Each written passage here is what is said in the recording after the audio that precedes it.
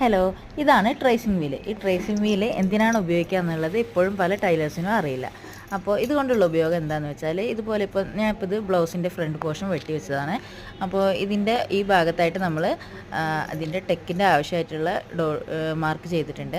ഇതിൻ്റെ ബേക്ക് വശത്ത്, അതായത് മറ്റേ ഭാഗത്തേക്ക് ഇതിൻ്റെ മാർക്കിങ് വന്നിട്ടില്ല. അപ്പോൾ ഇതിൻ്റെ മറ്റേ ഭാഗത്ത് നമുക്ക് മാർക്കിങ് വരുത്താനുള്ളൊരു ഉപയോഗിക്കുന്ന ഒരു ടൂളാണിത്.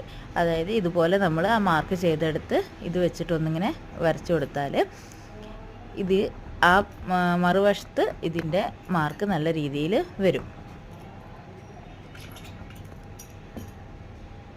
ഇത് കണ്ടില്ലേ? ഇപ്പോൾ ഇത് നല്ല രീതിയിൽ തന്നെ നമുക്ക് ഇതിപ്പോൾ ക്യാമറയിലായതുകൊണ്ടാണ് അത്രയ്ക്ക് വ്യക്തമല്ലാത്ത, എന്നാലും നമ്മൾ നേരിട്ട് നോക്കുന്ന സമയത്ത് നല്ല ക്ലിയർ ആയിട്ട് തന്നെ അത് നമുക്ക് വരും. അതിനുശേഷം നമുക്ക് അവിടെ ഒന്ന് മാർക്ക് ചെയ്ത് കൊടുത്താൽ മാത്രം മതി.